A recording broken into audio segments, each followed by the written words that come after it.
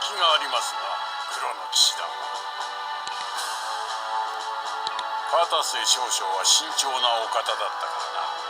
大砲戦線では我々は思うに任せずやきもきすることが多かった。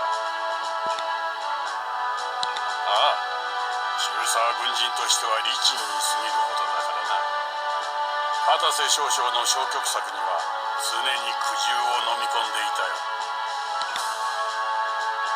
その片瀬少将が亡くなった時でさえ中佐は自君にまみえずに姿を消すおつもりだったらしい。あなた方が手を差し伸べてくれたのは幸運だった。新たな出発を売ることができた。中佐も新たな目的を得たよ。正義がみなぎってわしも老骨を鞭打つ甲斐があるというものだ。ああ、まだまだ若い者には負けんよ。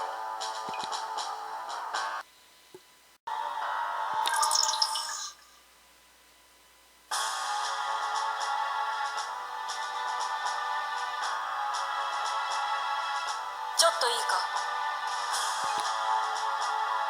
東堂中佐の救出に力を貸してくれたことは感謝している。中佐は機関を痛く気に入っているようだが、黒の騎士団には協力するが、我々はあくまで東堂中佐の部下であってゼロの部下ではない。ややこしいようだが、そこのところははっきり認識しておいてくれ。中佐のメガネにかなう人物はそうはいないからな。こちらとしても機関らには一目置いてはいるのだが。そうか、良い関係を築けることを願っている。ああ、お互いに。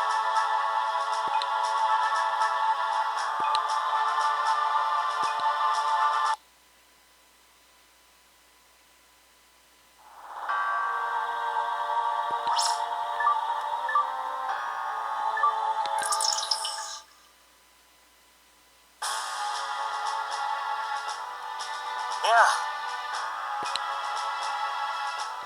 君は面白い戦い方するよね。うん、すっごく興味ある。得体の知れない立ち筋っていうかさ。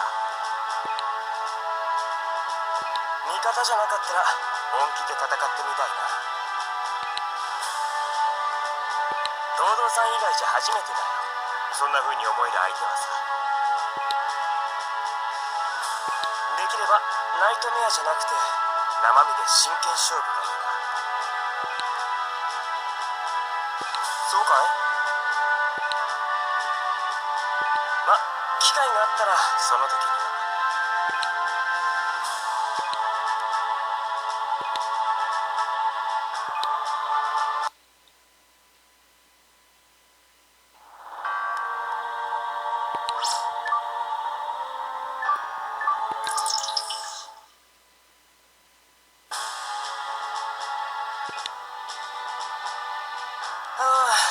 この辺はナイトメアで訓練できる場所が限られるね。燃料弾薬補充部品は解放戦線の時と比べて随分潤沢になったのにな。シミュレーターでもいいんだけどね、毎日の鍛錬がやっぱり戦力維持につながるからさ。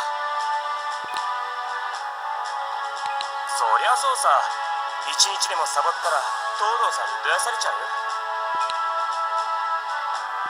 常在戦場、日々これ決戦。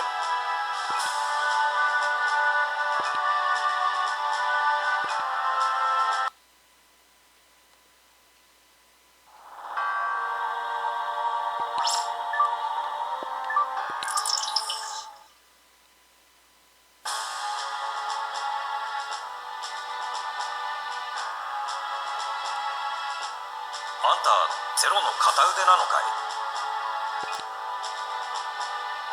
そうか、隊員の誰に聞いてもそんな感じに答えるけどな。ま、中佐と俺たちが来たからには多少は楽させてやれると思うぜ。任せといてくれ。こっちとしてもまともな寝床があるだけありがたい。長いこと逃走生活が続いたからな。あんたとは気が合うかもな。